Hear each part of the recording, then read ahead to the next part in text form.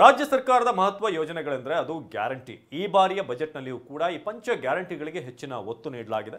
ಇನ್ನು 5 ಗ್ಯಾರಂಟಿಗಳಿಗೂ ಕೂಡ ಸರ್ಕಾರ ಎಷ್ಟು ಅನುದಾನ ಮೀಸಲಿಟ್ಟಿದೆ, ಬನ್ನಿ ರಿಪೋರ್ಟ್ ನೋಡೋಣ.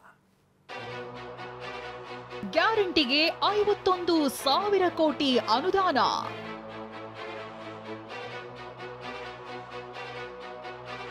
ರಾಜ್ಯ ಸರ್ಕಾರ ಗ್ಯಾರಂಟಿ ಯೋಜನೆಗೆ ಹೆಚ್ಚು ಮಹತ್ವ ಕೊಟ್ಟಿದೆ.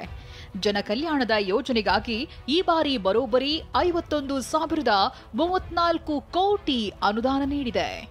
ಪ್ರಸಕ್ತ ಹಣಕಾಸು ವರ್ಷದಲ್ಲಿ ಗ್ಯಾರಂಟಿ ಯೋಜನೆಗಳಿಗಾಗಿ 51,034 ಕೋಟಿ ರೂಪಾಯಿ ಒದಗಿಸಲಾಗಿದೆ.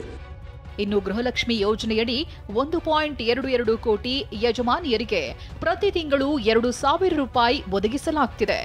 ಈ ಪ್ರಸಕ್ತ ವರ್ಷದಲ್ಲಿ ಗೃಹಲಕ್ಷ್ಮಿಗೆ 28,608 ಕೋಟಿ ಕೊಟ್ಟಿರುವುದಾಗಿ ಸಿಎಂ ಸಿದ್ದರಾಮಯ್ಯ ಬಜೆಟ್ನಲ್ಲಿ ಹೇಳಿದ್ದಾರೆ. ಗೃಹಲಕ್ಷ್ಮಿ ಯೋಜನೆಯನ್ನು 2023-24ನೇ ಸಾಲಿನಿಂದ ಜಾರಿಗೊಳಿಸಲಾಗಿದೆ. ಈ ಯೋಜನೆಗೆ 28,608 ಕೋಟಿ ರು ಒದಗಿಸಲಾಗಿದೆ. ಗೃಹಲಕ್ಷ್ಮಿ ಮಾತ್ರವಲ್ಲ, ಶಕ್ತಿ ಯೋಜನೆಯು ಮಹಿಳೆಯ ಪ್ರಯಾಣಕ್ಕೆ ಶಕ್ತಿ ತುಂಬಿದೆ.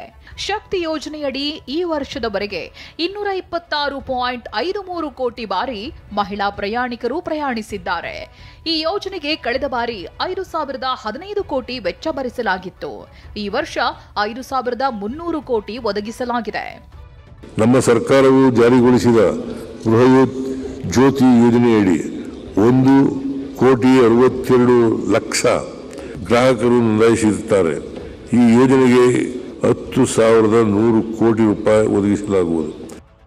ಇನ್ನು ಈಗಷ್ಟೇ ಶಿಕ್ಷಣ ಮುಗಿಸಿ ಉದ್ಯೋಗಕ್ಕೆ ಎದುರು ನೋಡ್ತಿರೋ ನಿರುದ್ಯೋಗಿಗಳಿಗೂ ಸರ್ಕಾರ ಬಂಪರ್ ಗಿಫ್ಟ್ ಕೊಟ್ಟಿದೆ. ಯುವ ನಿಧಿ ಯೋಜನೆಯಡಿ 2.58 ಲಕ್ಷ ಯುವಕರು ನೋಂದಾವಣೆ ಮಾಡಿಕೊಂಡಿದ್ರು. 286 ಕೋಟಿ ನಗದು ವರ್ಗಾವಣೆ ಮಾಡಲಾಗಿದೆ. ಯುವ ನಿಧಿ ಯೋಜನೆಯನ್ನು ಅನುಷ್ಠಾನಗೊಳಿಸಿದೆ.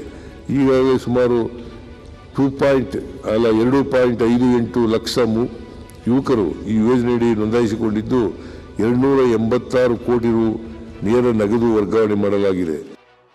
ಅನ್ನಭಾಗ್ಯದ 5 ಕೆಜಿ ಹಣದ ಬದಲು ಅಕ್ಕಿ ವಿತರಿಸಲಾಗುವುದು ಅಂತ ಸಿಎಂ ಸಿದ್ದರಾಮಯ್ಯ ಬಜೆಟ್ನಲ್ಲಿ ಘೋಷಿಸಿದ್ದಾರೆ. ಇದರಿಂದ 4,21 ಲಕ್ಷ ಫಲಾನುಭವಿಗಳಿಗೆ ಅಕ್ಕಿ ಸಿಗಲಿದೆ. ರಾಜ್ಯದ ಬಡವರ ಹಸಿವು ನೀಗಿಸುವ ಉದ್ದೇಶದಿಂದ ಆರಂಭಿಸಲಾದ ಅನ್ನಭಾಗ್ಯ ಯೋಜನೆಯಡಿ ಇದುವರೆಗೆ ಹೆಚ್ಚುವರಿ 5 ಕೆಜಿ ಆಹಾರ ಧಾನ್ಯಕ್ಕೆ ಪರ್ಯಾಯವಾಗಿ ನೀಡಲಾಗುತ್ತಿರುವ ಸಹಾಯಧನ ಬದಲಾಗಿ 5 ಕೆಜಿ ಅಕ್ಕಿಯನ್ನು ವಿತರಿಸಲಾಗುವುದು.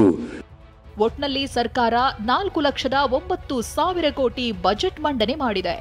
ಈ ಪೈಕಿ ಜನಪ್ರಿಯ ಗ್ಯಾರಂಟಿ ಯೋಜನೆಗಳಿಗೂ ಮಹತ್ವ ಕೊಟ್ಟಿರೋದು ಜನರ ಮೆಚ್ಚುಗೆಗೆ ಕಾರಣವಾಗಿದೆ. Bureau report, TV9.